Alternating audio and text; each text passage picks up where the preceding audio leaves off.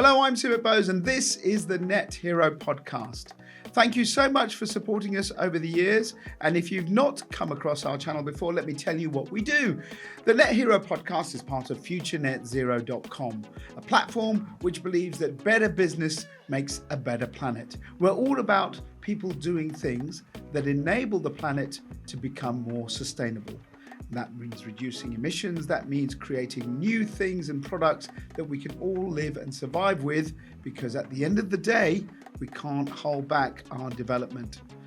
We want a better planet, and I believe that business is the way for us to get that, by providing us products and services that have a lower carbon profile. And they're the kind of stories that we will be promoting on this channel. If you've seen and listened to our podcast before, you'll know that we've talked to scientists, academics, business people, but we're happy to talk to anyone who's trying to do their bit to make things different. And now, on to this week's episode. Hello, God. It's a matter of principle, religion. Now, I'm not a massively religious person, but I'm a Hindu and I believe in God. I believe in the God system that we have. And religion plays a vital role in the vast majority of people on this planet. But what role does it play in our whole debate around climate change? Most people would think that climate change is a scientific topic, political, business for sure. But is it actually something that involves much more than that? Does it involve faith? And in particular, the way that messages are delivered around it, some people say, are often quasi-religious. So that's the topic I wanted to explore, and I'm delighted to say I'm welcoming to the Net Hero podcast today Professor Michael Pollitt from the Judge Business School in Cambridge. Hello, Michael. Hi, Stuart. You've done some work on this. Now, before we start, you're not a theologist. Is that right? You are an economist. No, I'm an economist. So starting from the economic point of view, before we actually get to the stuff you've looked at, where do you see the debate around climate change? Because I would think most people would look at it and say it's about environmentalists. And environmentalism is about science, climate change, does this, makes animals do that. We lose, crops, we get salt water going up, etc., etc. It's all very sort of scientific. And then we have the economic impact of all these things. Has that been where you think the debate has really been pretty much since it probably started 15, 20 years ago, and definitely going back to the days of the early environmental movement of the 70s? I think that society has had a lot of fun with climate change. And I think that politicians have had a lot of fun with climate change, because I think for a long time, everybody's been able to agree we need to do something about climate change. And politicians, of course, have fallen over themselves to support climate change policies. Yeah. I think we've now got to the point where actually we need to put serious money where our mouth is. And also where serious questions can be raised about, well, even if we put the money where our mouth is, we, the UK, Europe, well, will it actually make a difference to the global climate? And I think we've reached the point at which there are serious choices to be made, and politicians need to stop pretending that climate change policy somehow benefits society, by making it richer as well as cleaner. And I think we need to, as an economist, you'd expect me to say this. Yeah. Actually, there is a fundamental trade-off. We're going to have to pay to clean up the environment. And that's the one, isn't it? That everyone's, I think since 2019, when it was written into the law for this country, the net zero target, declaration after declaration, we're going to commit to net zero, businesses doing it.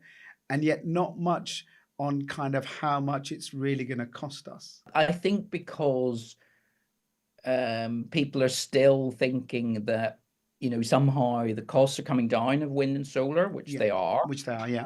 The battery costs are coming down, but actually they haven't realized that although some climate mitigation will be cheap, actually in the end, we're going to be paying much higher prices per unit of energy if we want to clean up the environment. And there's just no getting away from that. And I think that net zero especially, those last few tons of CO2 to clean them out of the environment, they're going to be really expensive. Where does this all sit then when it comes to this interaction with religion that I mentioned at the beginning? And let's be honest, most of the world is religious.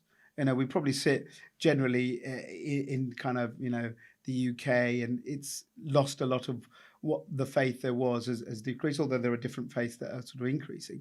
But globally, we as a human species, we believe in God, don't we? Yeah, I mean, the Pew survey suggests 84% of people have some sort of religion globally. And I think in Europe, most of the 16% are in Europe and North America. So we sort of get a full, impression of how significant this is globally. Where does religion sit, do you think, in terms of these very kind of, because there are two parts to this. There's the philosophical idea about this, there's the scientific side, but sort of the way you deal with this can often be based on, as you said when we were just talking, the moral ideas and the morals that come into it. It's not good to destroy the planet, moral. Yeah. It's better for us to do something to help the next generation, morals. But in a way, this sort of way that the policies have been developed have been very much driven by the science and the economics. But under it, if you've said 84% of people believe in God, do you think there's a moralistic element to this that is going to start to increase and become more relevant in why people make these decisions? I would like to think so. I think if you're asking people to make quite radical changes to their lifestyle or to commit, potentially quite significant percentages of their tax revenue or their income to cleaning up the environment, I think you have to appeal to people's moral sense at some level, don't you? And you have to realize that there are then moral trade-offs, because people will say, well, I want to educate my children, or I want better healthcare, or I want to deal with poverty now.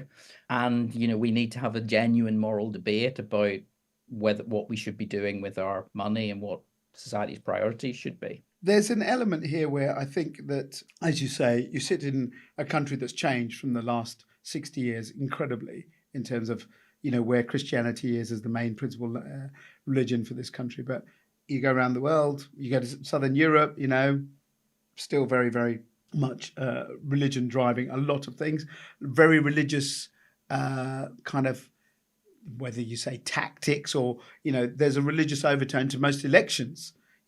Vote for me, I believe in God, this is what I'm going to do that's for the good of society.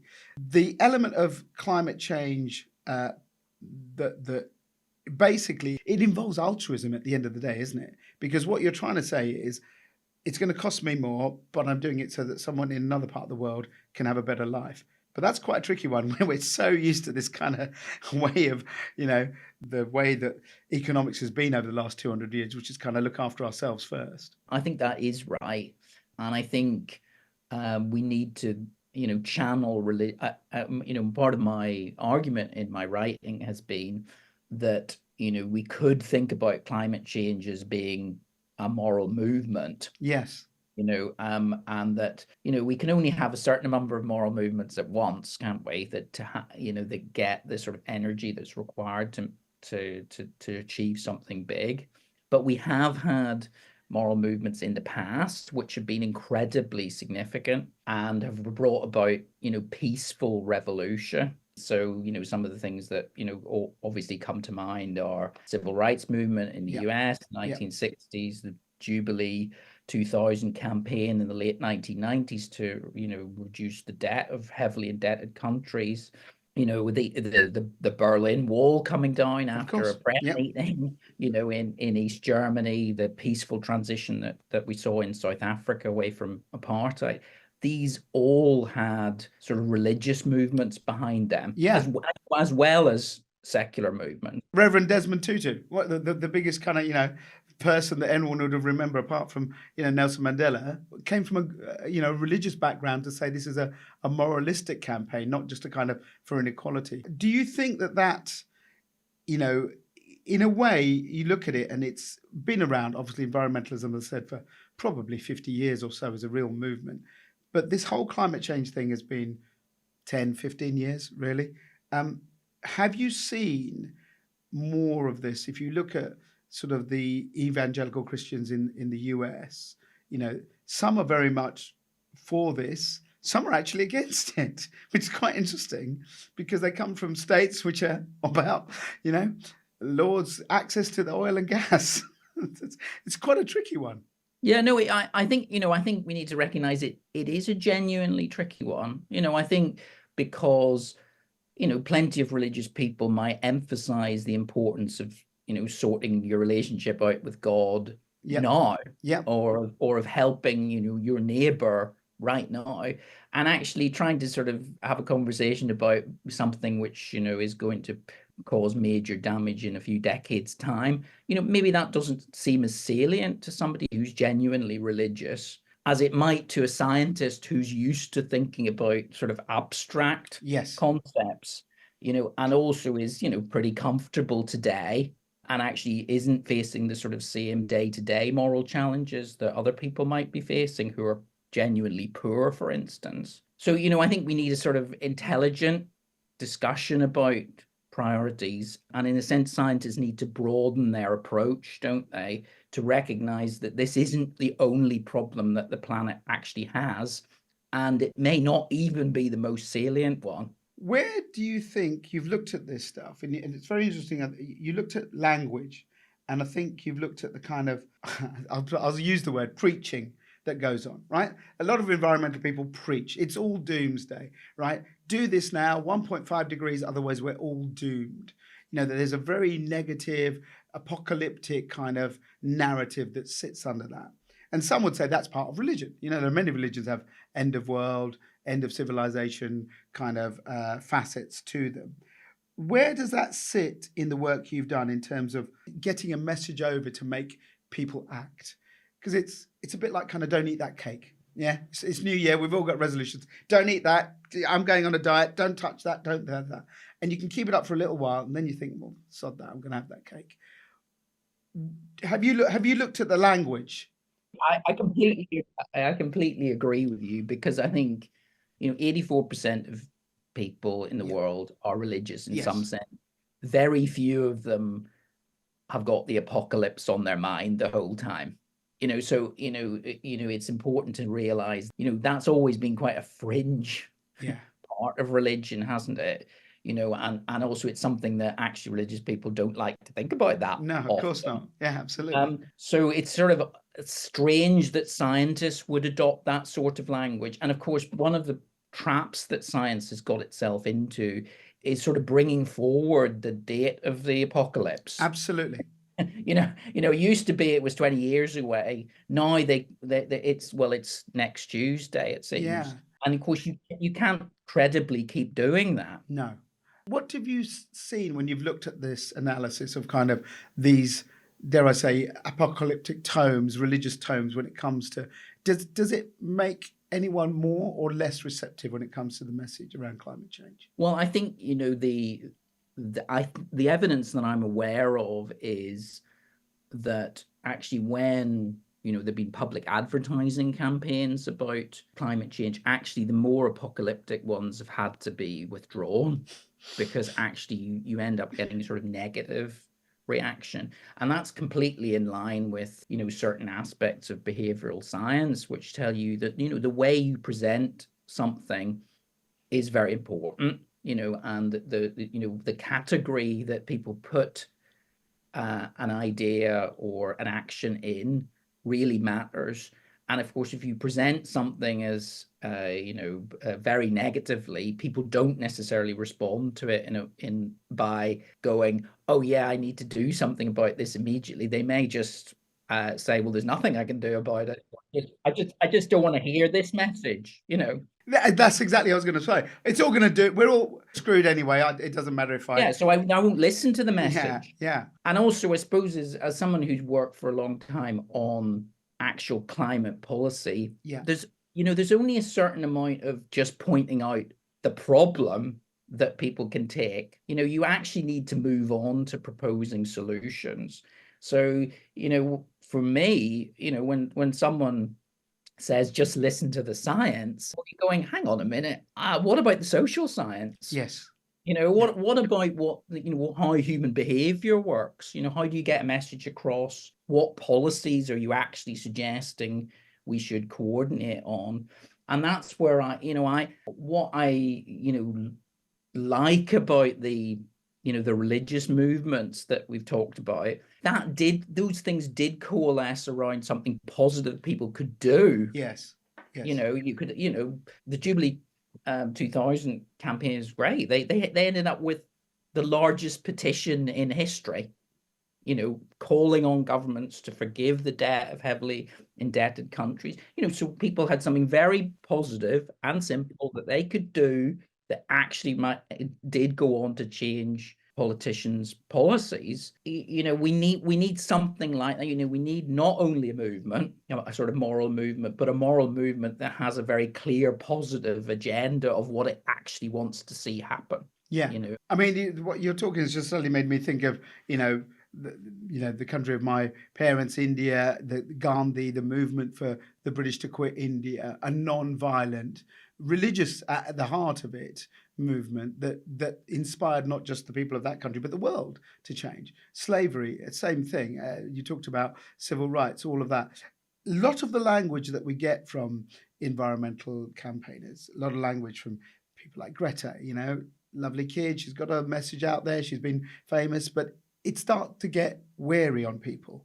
Just Stop Oil, Extinction Rebellion, all the negativity. A lot of people believe and agree with what they're probably saying, but their tactics, the way that, and I've had them on the podcast, there's an element of kind of stop preaching to us, Do you think that is the danger that we're in right now, is that sometimes politicians and scientists are weighed by what they see as a very vociferous kind of minority that are saying these sort of things and using that kind of language? Whereas you said, there's a kind of, around the world, a lot more people looking for a positive way to try and deal with this. No, absolutely. I think, what often comes to mind when you see somebody like Greta Thunberg, who, completely admirable individual. Yeah, absolutely. But of course, one is sort of reminded of the Children's Crusade, that actually, what is this all something which, actually is not that positive. Yeah.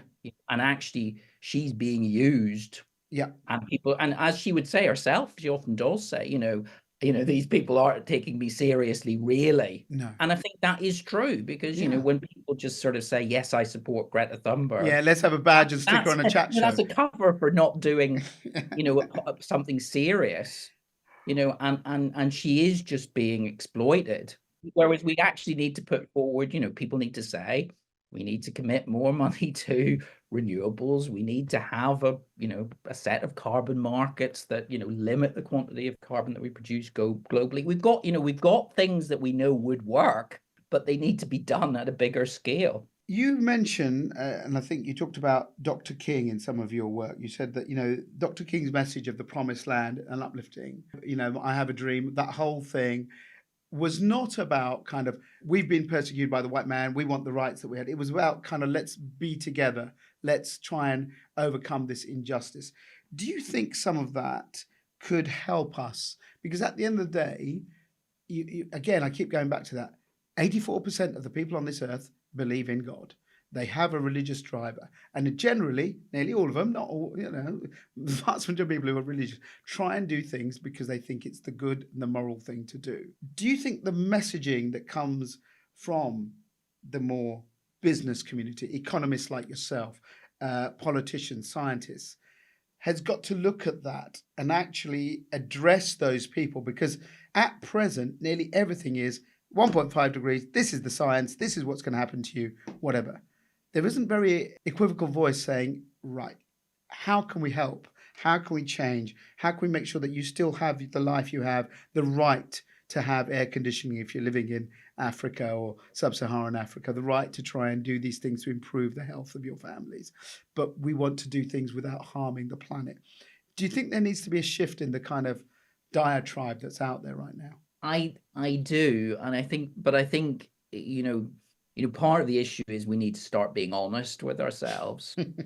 I still, go to too many fora where I hear people saying, the costs of all this are coming down and it's going to be cheap. It's We not. also hear people saying, Yeah. oh, there's going to be loads of jobs created in green industries. And of course, one doesn't, as an economist, one wants to point out to people, hang on, we've got the health service crying out for more people. Yeah, absolutely. Things like green industries suck people out of other things that we want. And actually, we want us, we shouldn't be doing this for jobs. We should be doing this for the environment. And I think we need to be honest about, this is going to cost, this is how much it's going to cost, and here's the things that we could do that are the most effective. And in a sense, we need to find that sort of petition moment, or that dream moment, or that, we want the wall to come down. We need to know what it is we're going to coalesce around asking for. And, and my sort of message to religious groups would be, they need to actually get themselves informed on, actually, what are we going to, what is the best thing to be campaigning for? Rather than a sort of general, we want people to take this issue more seriously. Yeah. What is it? What policies do we actually want to see enacted? What do we want world leaders to be agreeing to? So I think if there is a missing step, before we can sort of have an effective global movement. Yeah. Which is, what is it would work that we could actually seriously push for? You've probably been across it. You saw what happened at COP recently in the Middle East. And I was at the one in Glasgow a couple of years back, and lots of kind of commentary, and we will do this, we will help poorer nations. Still, money's not been forthcoming. There's a sort of sanctimonious element to it, which is, well, we all believe that we're doing the right thing and we're going to lead the world, but don't chase us on the details and don't push us on the money, because they are generally 5-year term politicians. Yeah. And they're looking at that.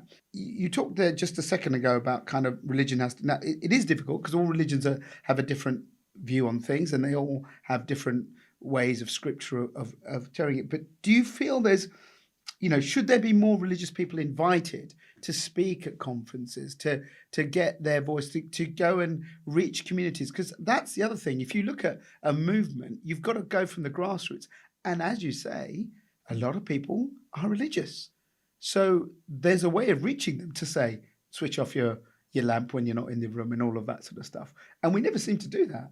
Yeah. No, I mean, one of the points I make in my paper is, actually there's a lot of common ground between religions on simple living. Yes. On care for the environment. Actually, these are things that are actually universal. Common. Yeah. Yeah.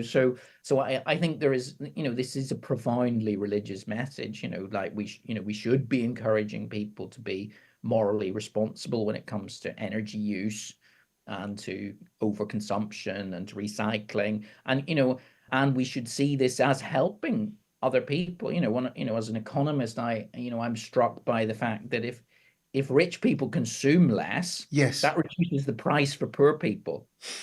If rich people don't turn their boiler down when there's a gas crisis, that keeps the price of gas up for everybody. Yes. And it might be okay for them because they can afford it, but actually they should do it for people who they're putting the price of gas up for, who can't afford it. And it's those sorts of connections that I think that appeal to religious principles and to, general morality actually really can help with. Have we got it wrong then? Should the environmentalists be going to the churches, the temples, the synagogues and mosques and talking to the people there and trying to get the message over to those sort of people? And I don't know, is it really kind of, because a lot of business people have religion.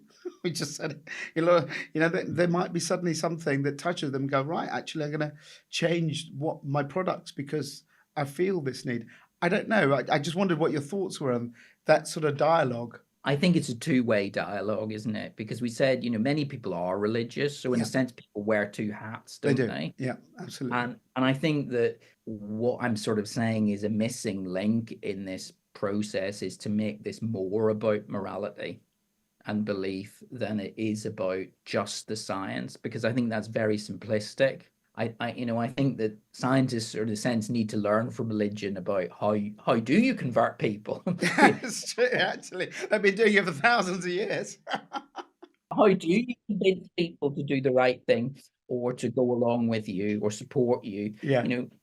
Scientists need to learn that, just as there are, as we've discussed, certain evangelical movements in the United States, need to learn the science, and they need to Sure. learn the moral, that actually this is something they should care about.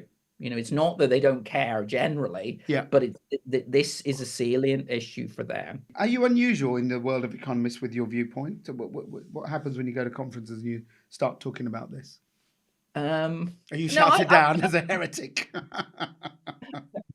I think people, a lot of academics, as you can imagine, are more comfortable talking about things that are sort of purely scientific level.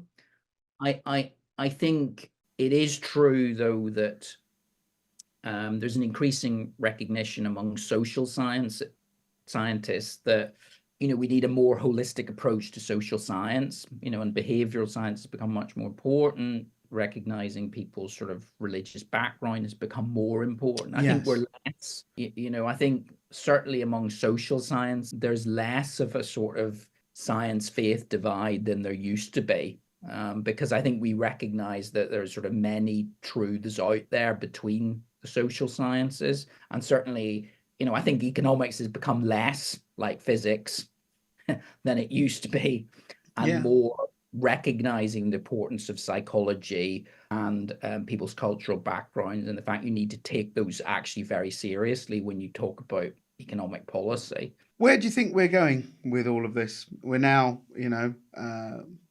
gone through probably 3 or 4 phases. This initial phase where people talk about kind of, if you look at the curve of adoption, we've been going probably 10 years where people are going, we need to do something. It's kicked in. We've got legislation. We've got targets. We've got a global kind of movement, which we wouldn't have had 10 years ago. Let's be honest. There are some positives, absolutely, in terms of kind of what we're looking at, reducing fossil fuels globally.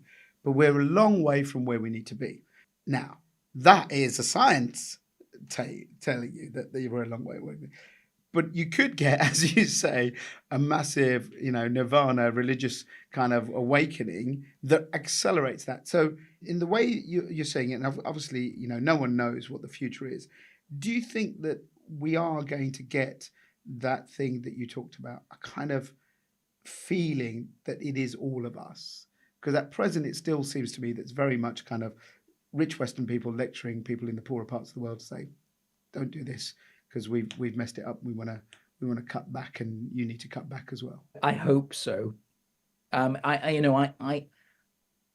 think part of the problem is that for a long time we've talked about this as if it is the only issue.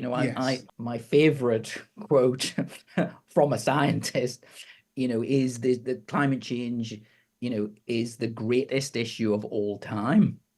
And of course that is a wildly, over the top unscientific statement, isn't it? Absolutely. And health, and poverty, equality. There are so many things. Yeah, I mean, and only somebody who is a scientist in a rich country would say that. Driving their Tesla, putting the next meal on the table is actually absolutely getting clean water. Absolutely, yeah. So I mean, I think we need to recognize, as you've just pointed out, Sumit, there are lots of other issues that poorer countries have. And I think one of the consequences of a sort of genuine science religion engagement would be, hang on, there are all these other issues we need to take seriously as well. And we need to put this in context. But that doesn't mean that we couldn't coalesce around this issue. I think one of the interesting things about Jubilee 2000 or about civil rights movement or the Berlin Wall coming down or apartheid South Africa is, religions know their own limits. They do, yeah. They know they can't solve every problem in the world simultaneously. And maybe this issue will be the one that we can all recognize, well, we're all affected by this, Yep. rich or poor. Yep. And actually we can all, somehow get behind it and avoid the people derailing it by saying, well, unless you just address my most pressing issue, I'm not going to help you with this one. Yeah.